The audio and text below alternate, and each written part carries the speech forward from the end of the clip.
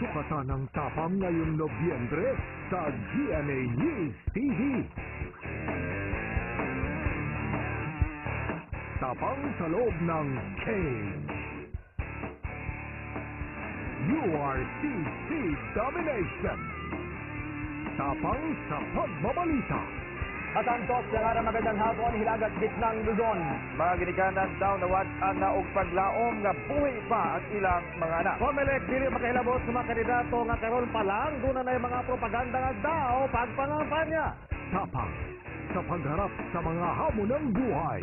Sa probinsya ng Kalinga, naroon ang natatanging mambabatok o traditional tattoo artist. Magpakatotoo tayo at alamin kung paano ba matitigil ang problemang ito.